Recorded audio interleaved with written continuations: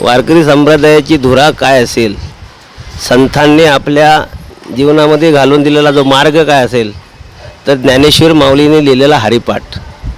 आणि हा हरिपाठ या विठ्ठल मंदिरामध्ये अनेक वर्ष चालू आहे.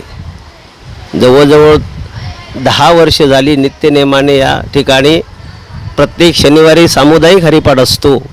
महिला पुरुष मंडळी सर्व एकत्रपणे घेतात आणि बाकीचे सर्व 7 दिवस आहेत त्या नित्यनेमाने या ठिकाणी महिलांचा हरिपाठ मंदिरामध्ये असतो. आणि या हरिपाठामध्ये अलौकिक अशी शक्ती आहे. तुम्ही बघता की या ठिकाणी नित्यनेमाने चाललेले सगळे कार्यक्रम या मंदिरामध्ये प्रत्येक एकादशीला सकाळी काकडा आरती होते भगवंताची, नंतर संध्याकाळी हरिकीर्तन होत असतं संध्याकाळी 8 ते 10. आणि आत्ताच काही दिवसापूर्वी कार्तिक स्नान काकडा आरती या ठिकाणी आम्ही मंदिरामध्ये आयोजन केलं.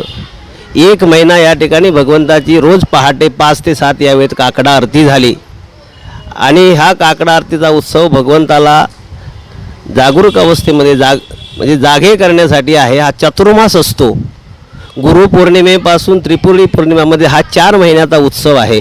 आणि या 4 महिन्याच्या उत्सवामध्ये सतत भगवंताचं नामचिंतन केलं जातं. कारण आषाढी शयनी एकादशीला भगवंत परमात्मा निद्रित अवस्थेत जातात. ते 4 महिन्यामध्ये निद्रित अवस्थेत असतात. त्यामुळे हा संपूर्ण 4 महिन्याचा चातुर्मास असतो. काही ठिकाणी बऱ्याच ठिकाणी चातुर्मास मोठ्या उत्साहामध्ये साजरा केला जातो. त्याच्यामध्ये श्रावण महिना तुमचा येतो. त्या कार्तिक महिन्यामध्ये ही काकडा आरती भगवंताची देवाला उठवण्यासाठी असते आणि त्याचा मोठा उत्सव या ठिकाणी.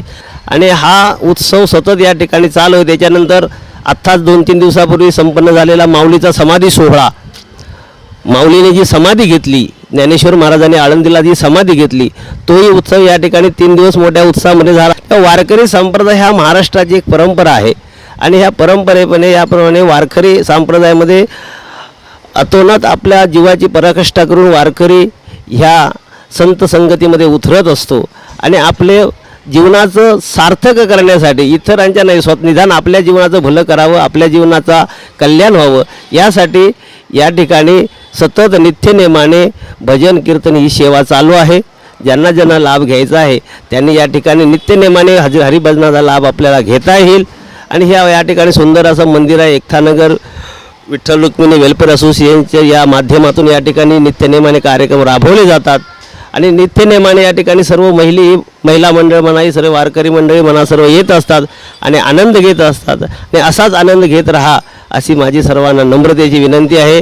हरिओम शुक्ला ही नित्यनेमाने या ठिकाणी भगवंताची रोजची पूजा यांची नित्यनेमाने असते. आणि ते नित्यनेमाने या ठिकाणी पूजा करत असतात. तरी त्यांनाही खूप सर्वांच्या वतीने आभार मानतो, धन्यवाद देतो. अशीच सेवा त्यांच्याकडे घडत राहो हीच पांडुरंगाच्या चिन्ही प्रार्थना. रामकृष्ण हरी.